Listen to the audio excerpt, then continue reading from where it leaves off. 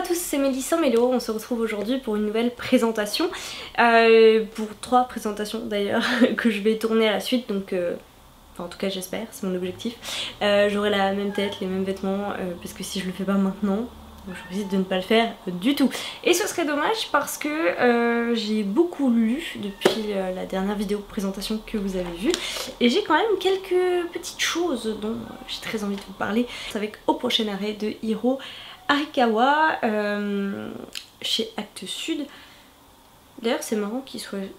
Bon, c'est un livre qui a un format un petit peu étrange, c'est pas un poche mais c'est... Je vais essayer de vous montrer. C'est pas tout à fait un grand format dans la largeur mais en hauteur quasiment. Voilà, mais c'est pas un poche non plus, d'où le fait qu'il soit pas aux éditions... D'où le fait qu'il soit pas chez Babylone, j'imagine. C'est un roman très bref, très court, dans lequel en fait on va suivre... j'ai envie de dire que le personnage principal c'est presque une ligne de train, et dans ce train des personnages vont se croiser, se rencontrer à différents stades de leur vie. J'avais entendu parler de ce roman comme d'un très gros coup de cœur, donc je pense que j'en attendais beaucoup. En soi j'ai passé un bon moment, mais pour moi c'est pas un coup de cœur. Voilà, c'est sympa. Après j'ai pas trouvé ça non plus exceptionnel. Ce que j'ai beaucoup aimé c'est le jeu des personnages qui se croisent et qu'on reconnaît au fur et à mesure. Alors forcément quand on est dans le premier chapitre on reconnaît pas grand monde, mais quand on arrive, donc c'est sous forme de un peu de nouvelles,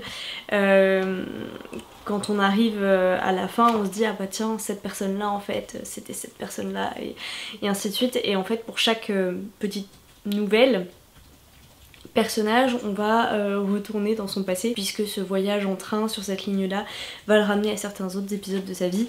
J'ai aimé cette construction là que j'ai trouvé très bien faite et très sympa. Pour chacun des personnages les histoires vont tourner autour de leur relation, en particulier leur relation amoureuse ou familiale. C'est des étapes de vie qui les ont construits, qui ont fait d'eux ce qu'ils sont, et en particulier qui les amènent pour la plupart vers le bonheur. Donc pour moi c'est vraiment les 3 thèmes, l'amour, la construction de soi et le bonheur. Tout ça à travers effectivement un jeu de personnages et un jeu de croisement, presque un petit jeu de piste en fait, qui est vraiment très sympa. Donc je recommande ce roman maintenant. Il m'a pas, comme vous voyez, marqué plus que ça, c'est pas non plus un incontournable. Si vous avez l'occasion en tout cas, ou qu'on vous le prête, ou que vous l'avez à la médiathèque ou en e-book, voilà, n'hésitez pas à faire un petit passage. Lecture très rapide, il fait moins de 200 pages. Voilà. Ma lecture suivante quand j'étais à Londres, c'est Spinned Down de Elizabeth Lim. C'est un tome 1 d'une duologie, la couverture est juste absolument sublime. Je l'ai lu en VO et je l'ai lu relativement vite.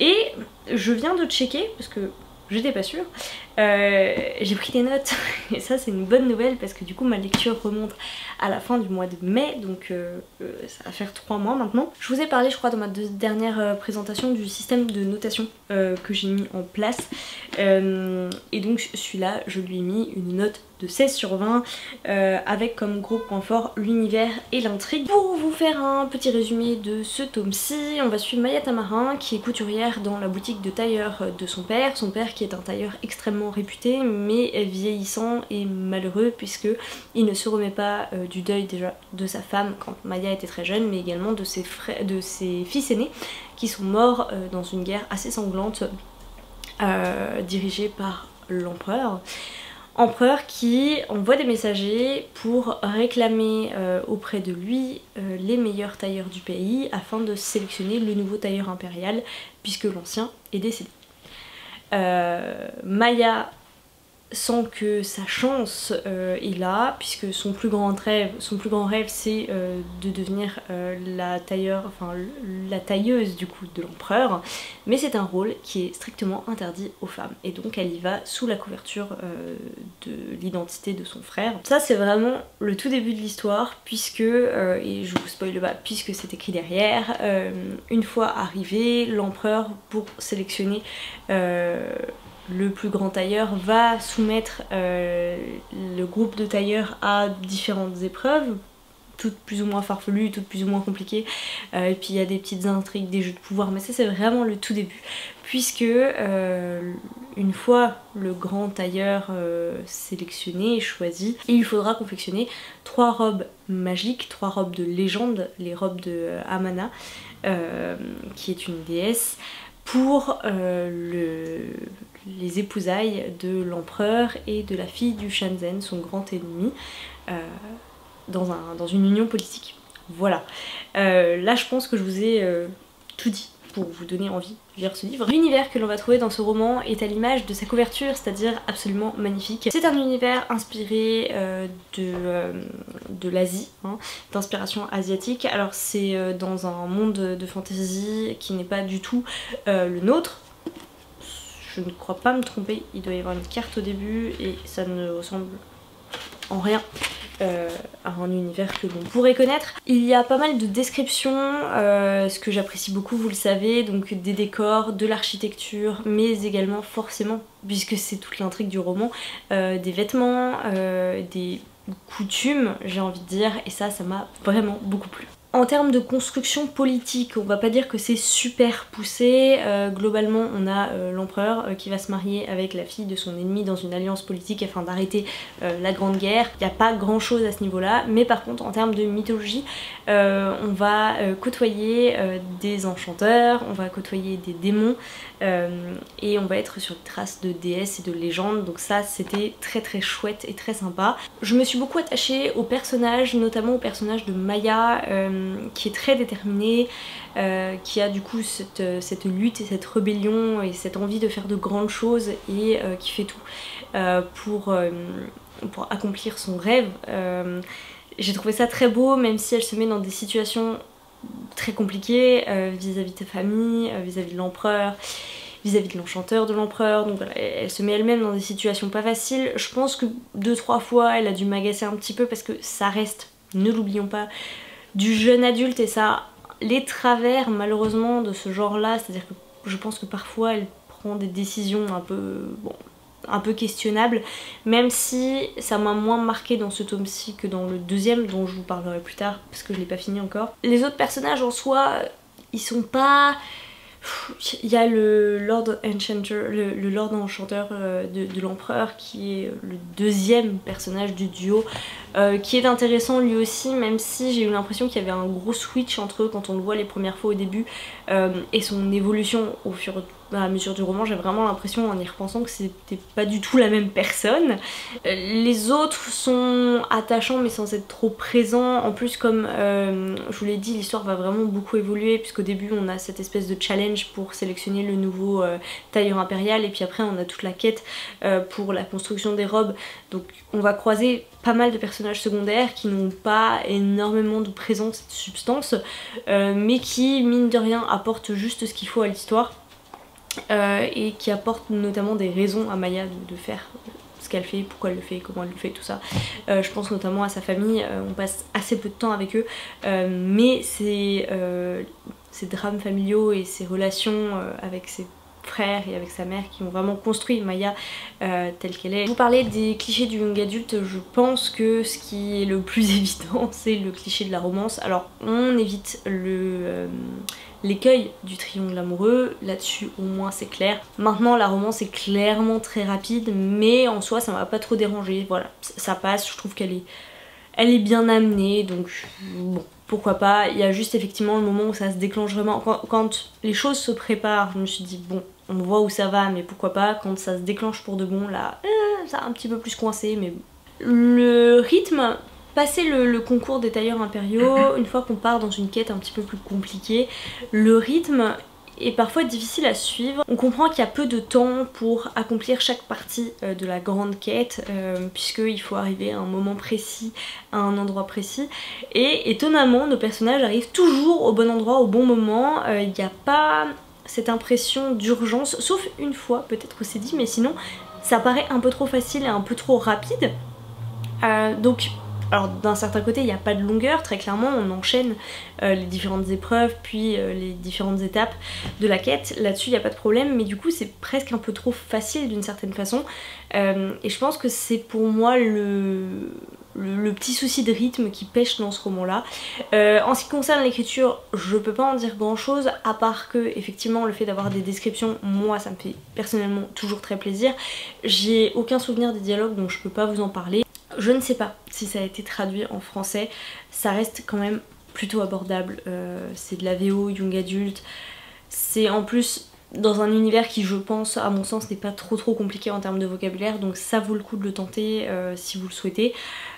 J'ai passé un très bon moment, suffisamment pour lire le tome 2 très rapidement en tout cas. Le livre suivant dont je vais vous parler c'est le Crépuscule des Elfes, donc le tome 1 de la trilogie des Elfes de Jean-Louis Fedgen, que j'ai enfin lu. Alors je l'ai écouté, je l'ai mi-lu, mi-écouté. Il traînait dans ma pile à lire depuis 2016 ou 2017, je ne sais même plus, et donc j'ai pris quelques notes. Globalement c'est une lecture assez mitigée pour moi, je lui ai mis une note de 13 je crois si je ne me trompe pas. De mon point de vue si vous voulez, c'est peut-être un peu dur à dire comme ça, mais c'est juste un remake du Seigneur des Anneaux, mais sans lui arriver à la cheville en fait. Si on veut retrouver l'esprit du Seigneur des Anneaux avec la bonne grosse fantaisie, avec des elfes, des orques et tout, oui, il faut aller vers ce roman, mais pour moi ça a juste l'esprit en fait, juste l'esprit du Seigneur des Anneaux et pas du tout la force qu'avait le roman de Tolkien. En même temps c'est Tolkien. On retrouve énormément de choses assez semblables. Sauron se transforme en l'innommable, les terres du Mordor sont les terres noires. La guerre, je sais plus comment elle s'appelle dans Seigneur des Anneaux, mais ici c'est la guerre des 10 ans. On a des artefacts qui donnent du pouvoir à ceux qui les rassemblent. On a une grosse partie dans les marais, on a une compagnie qui mélange différentes races. On a un passage dans les cavernes où ils sont poursuivis par des méchants et ils ont une espèce de Gandalf eux aussi. Et il se passe grosso modo à peu près la même chose que dans le Seigneur des Anneaux sur cette partie là en tout cas. J'ai trouvé que par rapport à Tolkien ça avait un côté très sombre avec beaucoup d'hémoglobine. C'est beaucoup moins poétique et beaucoup moins vert, il y a beaucoup moins de douceur dans les phases qui sont censées être un peu plus sereines. Il y a en revanche dans ce roman-ci qu'on ne trouve pas dans Tolkien, alors on va dire Tolkien c'est plus subtil, mais ici une espèce de beaucoup d'humour dans les dialogues. Vous savez que moi l'humour dans les romans soit ça passe soit ça casse, là en l'occurrence c'est pas passé, j'ai trouvé que c'était un peu lourd, c'était pas, voilà, pour moi c'était pas nécessaire, c'était pas bienvenu. Je pense que c'est là pour essayer d'un peu alléger la situation, mais en fait on est face à des faits dans le roman, hein, des faits un peu graves tout ça, donc pourquoi vouloir l'alléger, enfin bon voilà, donc ça déjà moi ça m'a pas énormément plu. Il y a un lien qui est créé avec la mythologie arthurienne. Pourquoi pas pourquoi pas, j'ai envie de dire. Je pense que c'était plutôt pas mal amené dans le prologue il me semble, mais finalement après on s'en éloigne assez vite et bon c'est finalement très différent. En tout cas sur ce premier tome, qui s'écoute très vite d'ailleurs parce que l'intégrale est une grosse brique. Mais ça s'écoute très vite et très bien, donc il faudra que je le termine quand même. En ce qui concerne l'univers, il est très riche, très riche, peut-être trop. En ce qui me concerne, j'ai pas... Alors je lis assez peu de fantasy adulte, ça voilà on va pas se mentir, donc c'est peut-être par manque d'habitude, mais il y a presque 10 espèces d'elfes différents, et ça c'est différentes, et ça c'est juste les elfes, parce que à côté, donc il y a des nains, il y a des orques, il y a des trolls, il y a des humains, j'ai déjà dit les humains, il y a des créatures, autres encore, donc ça fait un peu beaucoup. Surtout pour comprendre les différentes allégeances, les différents modes de fonctionnement, je trouve que, encore une fois par rapport au Seigneur des Anneaux, on passe finalement, et tant mieux pour ceux qui n'avaient pas aimé ce gros passage de description de la comté et d'explication sur les hobbits, mais au moins on passait beaucoup de temps à mettre en place les différentes populations. Là ça va très vite, c'est pas vraiment facile à comprendre. Ensuite j'ai relevé 2-3 petites incohérences, rien de grave, mais bon, des petites choses qui du coup m'ont un petit peu fait me questionner et sortir du récit. Ensuite j'ai trouvé que l'auteur a décidé d'introduire un langage elfique et du coup ça le fait pas. C'est très personnel hein, mais à l'oral et à l'écrit, je trouvais que ça rendait pas bien. Alors encore une fois, je suis une inconditionnelle de Tolkien, donc du coup c'est peut-être difficile pour moi de passer à autre chose, mais là en l'occurrence je trouve que ça lui arrive pas du tout à la cheville. Ensuite, je n'ai eu absolument aucun attachement pour aucun des personnages. Ils m'ont pas hypé, ils m'ont pas plu, je me suis pas attachée à eux. Je sais pas, il y a peut-être trop de distance, il y a beaucoup de personnages qu'on suit finalement. Ensuite, j'ai trouvé que dès le début, on sent assez rapidement où est-ce que veut en venir l'auteur en termes d'intrigue. Donc si vous voulez, j'ai pas fait une découverte absolument incroyable avec ce roman, je le conseille pas particulièrement. Je suis un peu déçue en fait, je l'ai laissé traîner très longtemps. Finalement j'ai pris mon courage à deux mains, je l'ai sorti parce qu'il me semble que c'était une lecture conseillée du challenge SFFF, et heureusement parce que sinon je l'aurais peut-être encore laissé pendant des années dans ma palle. Maintenant je pense que je lirai la suite ou j'écouterai la suite éventuellement pour savoir où est-ce que on va et où on veut en venir, mais en soi ça m'a pas marqué de ouf parce que je me souviens même plus de la fin de ce premier tome. Donc bon. Un petit passage par un graphique, puisque j'ai lu un graphique qui n'est pas du tout nouveau, c'était un ancien. J'ai lu Lydie de Zidrou et Jordi Lafèbre. Pourquoi je me suis tournée vers cette BD? Parce que vous le savez, j'ai adoré Malgré tout de Jordi Lafèbre, qu'il faut que je relise d'ailleurs. J'ai trouvé les dessins très sympas, les couleurs très bien choisies. Et donc ça je voulais lire autre chose de lui et j'ai pas trouvé énormément de choses qui m'intéressaient. Je crois qu'il a sorti une autre saga, enfin une saga de BD, mais ça me tentait pas plus que ça. Donc celui-là en revanche me tentait beaucoup. Je vais vous lire ce qu'il y a écrit derrière. On a raison de dire qu'une maman n'est rien sans son enfant. J'en sais quelque chose, on ne m'a pas surnommée pour rien la Madone à l'enfant perdu. Ainsi, quand Camille Thirion, vous savez, la fille à Augustin, celui qui conduit des locomotives, eh bien, quand la Camille, elle a perdu à la naissance le sien de bébé, ça m'a fait un choc. Une petite fille, c'était une petite fille, et elle aurait dû s'appeler Lydie. Toute cette histoire va être racontée par la fameuse la Madone, la voilà, qui va suivre l'histoire de Camille Thirion et de son enfant perdu, de ce petit bout de quartier, de ce petit bout de ville. Tout ça on va le voir à travers les yeux d'une petite statue qui est dans une niche. On va rencontrer plein de personnages très touchants. Je l'ai trouvé un petit peu court, un petit peu courte, ouais, cette BD, surtout après avoir lu Malgré tout, qui est quand même une grosse œuvre, j'ai envie de dire. Là c'est une BD, donc elle doit faire une cinquantaine, voilà, 60 pages. Mais j'ai beaucoup aimé l'histoire, j'ai beaucoup aimé la douceur, les petites pointes d'humour, les couleurs choisies, les dessins, tout ça. Donc, si vous n'avez pas lu Malgré tout, j'essaierai de vous remettre ma présentation en barre d'infos si vous ne l'avez pas lu, et je vous recommande beaucoup Lydie. Dernière lecture de cette présentation, je vais vous parler de Manèche de Stéphane Plateau. Donc c'est le premier tome du Sentier des Astres. C'est un beau bébé, et c'est un beau bébé que j'ai mis une vingtaine de jours à lire. Voilà, ça a été une lecture extrêmement lente parce que c'est très contemplatif. Sauf peut-être les 50-60 dernières pages. On va dire que les 200 dernières pages, voilà, m'ont vraiment happé et ont commencé à m'intriguer beaucoup, et que les 280 premières pages c'est de la mise en place d'un univers. La plume est très belle, là-dessus il n'y a rien à dire, les personnages sont très attachants aussi. J'ai eu un peu de mal, je pense, alors j'ai eu du mal déjà à rentrer dans l'histoire et à bien comprendre les enjeux politiques, et mine de rien on comprend au début que c'est important et on comprend à la fin combien c'était important de comprendre dès le début. Le récit est construit autour de deux personnages, on va dire Fintan le barde qui raconte un voyage, la remontée d'un fleuve, puisque tout son équipage, tout l'équipage qui l'accompagne sont à la recherche du roi d'Iseur, je crois, un oracle. Et au cours de leur remontée, ils vont croiser le chemin de Manèche, dit le bâtard, qui va lui raconter son histoire au fur et à mesure de la remontée, au compte-gouttes. Et on comprend qu'en fait, il prend lui-même, il fait exprès de prendre le temps de raconter cette histoire. J'ai adoré les parties de l'histoire de Manèche, parce que C'est un personnage auquel je me suis beaucoup attachée, je trouve qu'il est très touchant, on le voit grandir puisque là il raconte vraiment sa vie depuis sa naissance jusqu'au fameux moment où il est monté sur, où il a été repêché par Fintan, enfin par l'équipage des grandes barges. Donc voilà, ça c'est un personnage qui m'a beaucoup plu. Maintenant c'est sûr qu'il y a une forme de lenteur dans ce récit.